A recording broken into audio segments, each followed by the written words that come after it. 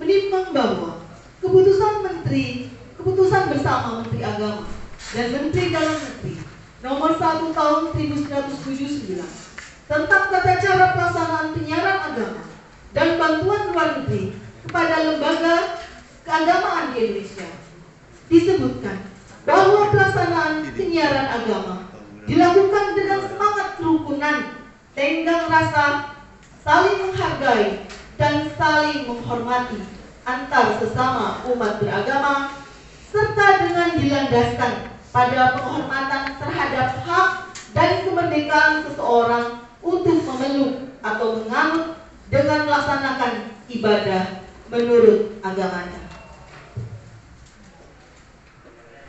Menimbang bahwa setelah majelis hakim meneliti dengan sesama bukti surat yang dilampirkan dalam berkas perkara maupun yang diajukan di persidangan, baik oleh penuntut umum maupun penasihat hukum terdakwa, terbukti terdakwa belum pernah dihukum.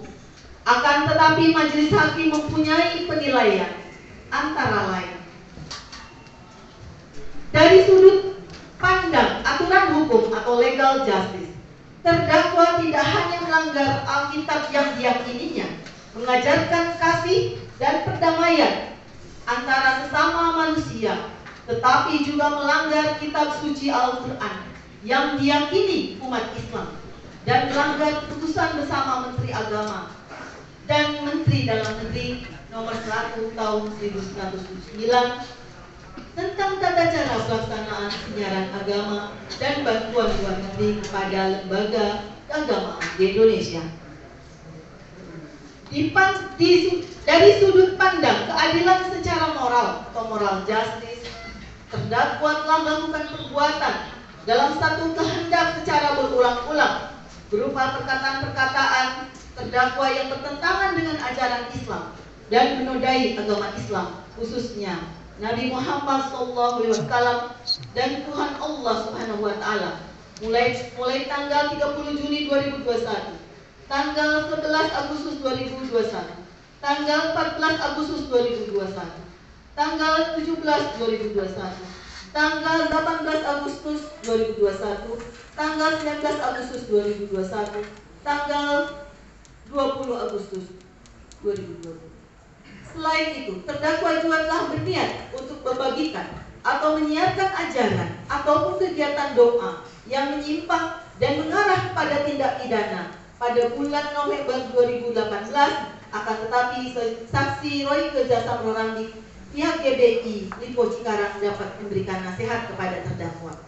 Terdakwa juga memaksakan kehendaknya untuk mengajak orang lain, khususnya umat Islam, untuk meninggalkan agama Islam dengan cara menyiarkan berita atau pemberitaan bohong.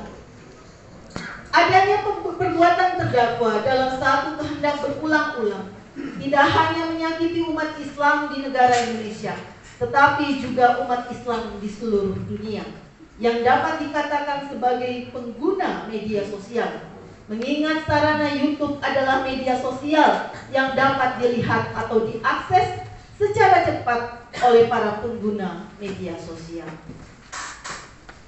Dari sudut pandang rasa keadilan untuk masyarakat atau social justice, perkataan terdakwa dalam satu kehendak dan berulang-ulang dalam membuat 7 video yang berisi perkataan-perkataan terdakwa yang bertentangan dengan ajaran Islam dan menodai agama Islam, khususnya Nabi Muhammad SAW dan Allah Subhanahu wa Ta'ala, menyakiti umat Islam secara luas dan reaksi dari ormas-ormas seperti keberatan-keberatan dari saksi Fuad Fadilah Husain, saksi Faris Afifatullah, saksi M. Ismail Jamasyari yang tergabung dalam organisasi Tria Barisan Nusantara, saksi Kiai Haji Muhammad Holil Nafis LC, MA PhD sebagai Ketua MUI, saksi Kiai Haji Ain Zainuddin MA sebagai Ketua Ormas Nahdlatul Ulama Kabupaten Bogor,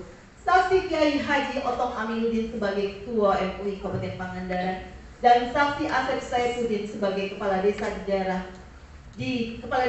Desa Limuspede, Kecamatan Cimerak, Kabupaten Pangandaran, Provinsi Jawa Barat. Sehingga majelis hakim berpendapat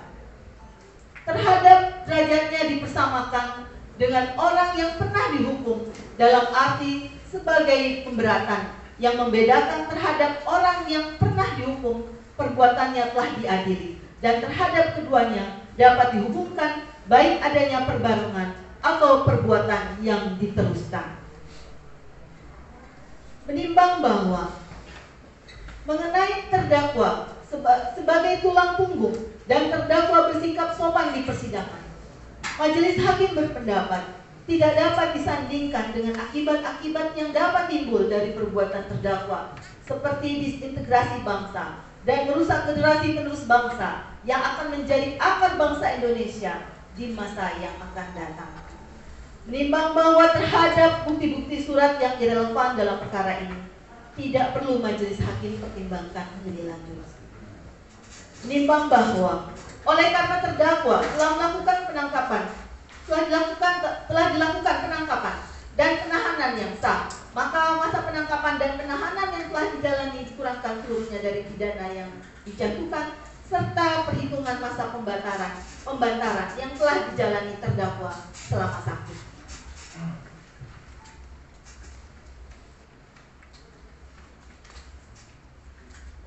Menimbang bahwa terhadap barang bukti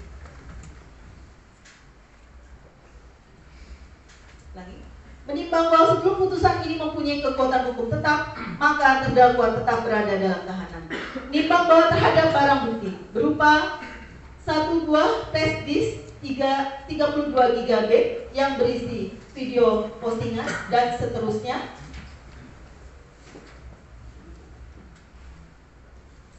statusnya akan ditentukan dalam amar putusan di bawah ini.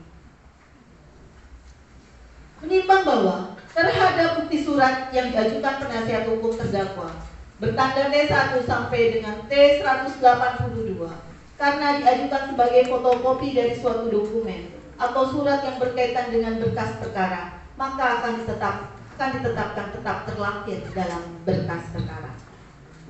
Menimbang bahwa karena terdakwa dinyatakan bersalah dan dijatuhi pidana, maka kepada terdakwa dibebankan untuk membayar biaya perkara yang besarnya akan ditetapkan dalam amar putusan ini. Menimbang bahwa dengan mempertimbangkan hal-hal tersebut di atas, menurut majelis hakim, pidana yang dijatuhkan terhadap diri terdakwa sebagaimana tersebut dalam amar putusan ini sudah setimpal dengan kadar kesalahan terdakwa dan mendekati rasa keadilan. Memperhatikan pasal 14 ayat 1 Undang-Undang Republik Indonesia Nomor 1 Tahun 1946 tentang Peraturan Hukum Pidana, junto pasal 64 ayat 1 Kitab Undang-Undang Hukum Pidana, Undang-Undang Nomor 8 Tahun 1981 tentang Hukum Acara Pidana, serta peraturan lain yang bersangkutan dengan perkara ini. Mengadili. 1.